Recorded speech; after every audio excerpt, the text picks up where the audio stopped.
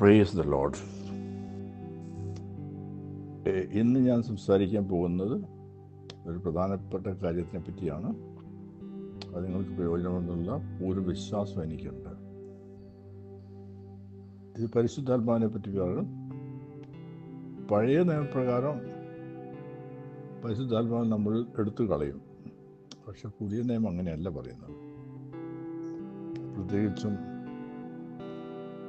സങ്കീർത്തനം 51:11 ഇത് സങ്കീർത്തനം ദാവീദിൻ്റെ ആണ്. ഈ സംഗീതപ്രകാരം ദാവീദ് പ്രാർത്ഥിക്കുകയാണ്, പരിശുദ്ധാത്മാവിനെ എന്നിൽ എടുത്ത് കളയരുത് എന്ന്. അത് എങ്ങനെയാണ് ഇതിൻ്റെ ബാക്ക്ഗ്രൗണ്ട് നോക്കാം. നമുക്ക് നോക്കാം. 1 സാമുവേൽ 16:14, അതായത് 16:14 പ്രകാരം, പഴയ നിയമപ്രകാരം ദാവീദിൻ്റെ രാജാവായിരുന്ന സോൾ, അവരിൽ നിന്നും പരിശുദ്ധാത്മാവിനെ ദൈവം മാറ്റിക്കളഞ്ഞാണ് നമുക്ക് കാണാം. അതുകൊണ്ട്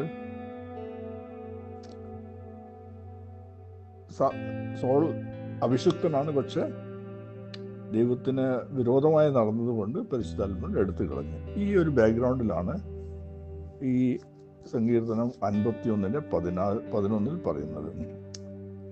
പക്ഷേ പുതിയ നിയമപ്രകാരം അങ്ങനെയല്ല പറയുന്നത്. ഒരു വചനം പറയാം. യോഹന്നാൻ്റെ 14-ാം അധ്യായത്തിൻ്റെ 16-ാം വചനം.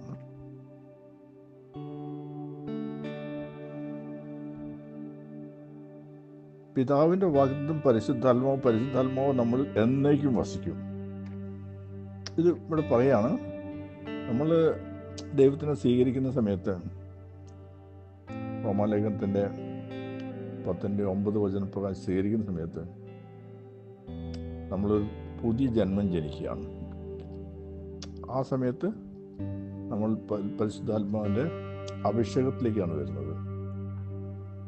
അങ്ങനെ പരിശുദ്ധാത്മാവ് നമ്മൾ പ്രവർത്തിക്കുന്നു. ആ പ്രവർത്തനത്തിൽ കൂടി നമ്മൾ അഭിഷേകം കിട്ടുന്നു. ആ അഭിഷേകം നമ്മൾ എന്നേക്കും വസിക്കും. കാരണം എഫെസ്യൻ്റെ 1:13-14 വചനങ്ങളൊക്കെ വായിക്കുകയാണെങ്കിൽ അവിടെ കാണിക്കുന്ന പുത്രൻ്റെ ആത്മാവാണ് നമ്മളിലേക്ക് വരുന്നത്. അത് ഗലാത്യർ 4:6 പറയുന്നുണ്ട്. അതിനുശേഷം ദൈവം മുദ്രയിടുകയാണ് ചെയ്യുന്നത്. അതായത് ദൈവം പൂട്ടുകയാണ് ചെയ്യുന്നത്. അതിൻ്റെ അർത്ഥം ആ പൂട്ട് ദൈവത്തിനെ പറ്റി ആർക്കും ഒന്നും ചെയ്യാൻ പറ്റില്ല. പ്രത്യേകിച്ചും വെളിപ്പാടിൻ്റെ 3:8, അതേമാതിരി തന്നെ ഐസിയ പുസ്തകത്തിൻ്റെ 22 പറയുന്നുണ്ട്. ദൈവം പൂട്ടുകയാണ് ചെയ്യുന്നത്. അതായത് ദൈവം ലോക്ക് ചെയ്യാണ്.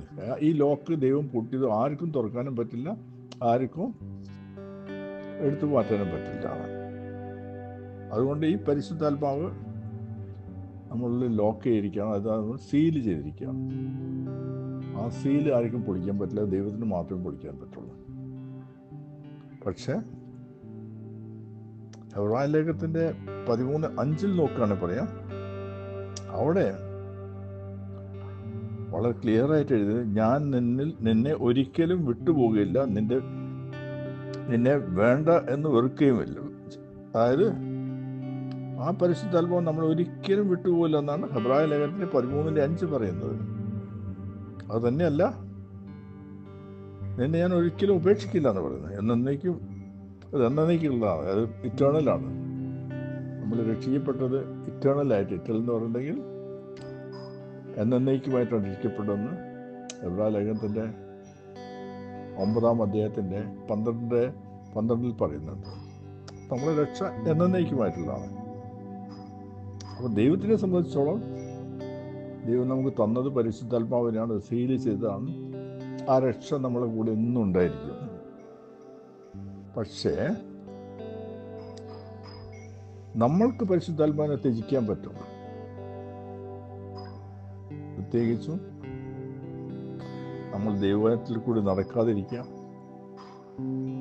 എബ്രായ 4:30, 1 തെസ്സലോനിക്കൻ്റെ 5:19 ദൈവത്തിന് നമ്മൾ അറിഞ്ഞതിന് ശേഷം പിന്നെയും പാപത്തിൽ ജീവിച്ചാൽ നമുക്ക് വിശ്വാസം നഷ്ടപ്പെടുകയാണ് ചെയ്യുന്നത്. അങ്ങനത്തെ സമയത്ത് നമ്മൾ പരിശുദ്ധാത്മാവ് ത്യജിക്കുകയാണ്. കാരണം പരിശുദ്ധാത്മാവ് നമ്മൾ എന്താ ചെയ്യുന്നത്? ദുഃഖിപ്പിക്കുകയാണ് ചെയ്യുന്നത്.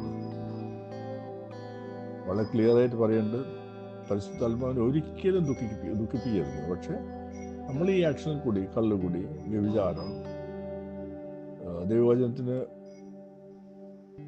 വിപരീതമായി നടക്കുന്ന സമയത്ത് നമുക്ക് ദൈവത്തിലുള്ള വിശ്വാസം നഷ്ടപ്പെടുകയാണ് ചെയ്യുന്നത്.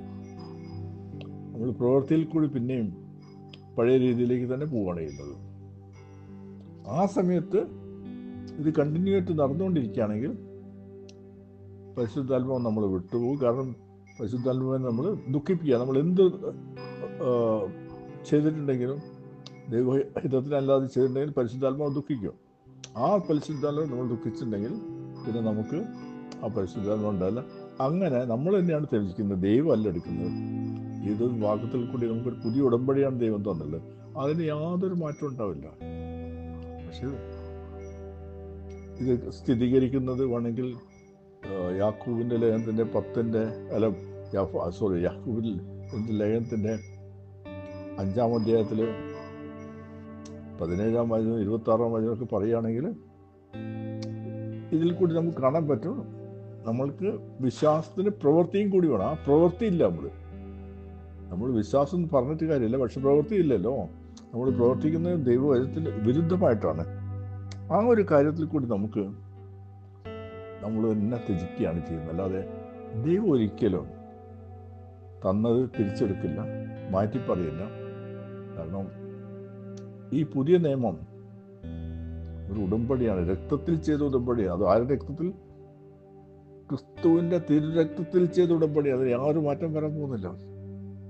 അപ്പോൾ ദൈവത്തിൻ്റെ വിധിപ്രകാരം നമ്മൾ എന്നുണ്ടാകും. പക്ഷെ നമ്മളത് സ്വീകരിച്ചോ അത് ത്യജിച്ചോ നമ്മളിടത്താണ് ഇതിൻ്റെ ചാവിയിരിക്കുന്നത്.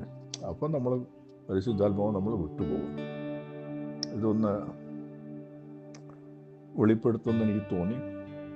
കാരണം പലരും സങ്കീർത്തനം 51-11 പ്രകാരം ആണ് കാണിക്കുന്നത്. അവിടെ എഴുതിയിട്ടുണ്ട്, പരിശുദ്ധാത്മാവ് എന്നെ വിട്ടുപോകരുതെന്ന് ദാവീദ് ഇങ്ങനെ പ്രാർത്ഥിച്ചുകൊണ്ടിരിക്കുക. അത് പഴയ നിയമമാണ്. പഴയ നിയമത്തിൽ കൂടിയല്ല നമ്മൾ ജീവിക്കുന്നത്, പുതിയ നിയമത്തിൽ കൂടിയാണ് ജീവിക്കുന്നത്. എബ്രായ ലേഖനത്തിൻ്റെ 8-6 മുതൽ 13 വരെ വായിക്കുകയാണെങ്കിൽ നമ്മൾ പരിശുദ്ധാത്മാവ് നമുക്ക് ത്യജിക്കാം. പക്ഷെ നമ്മൾ ദൈവം ഒരിക്കലും ത്യജിക്കില്ല. അത് നമ്മളെ രക്ഷിക്കപ്പെട്ടത് എന്നേക്കുമാണ്. എബ്രായ ലേഖനത്തിൻ്റെ 9-12 പറഞ്ഞത്. ഈ ഒരു കാര്യം നിങ്ങൾക്ക് മനസ്സിലാക്കിയിട്ടുണ്ടാവുമെന്ന് ഞാൻ വിശ്വസിക്കട്ടെ. ദൈവം നിങ്ങളെ അനുഗ്രഹിക്കുന്നു, ഞാൻ നിങ്ങളെ അനുഗ്രഹിക്കുന്നു. Praise the Lord.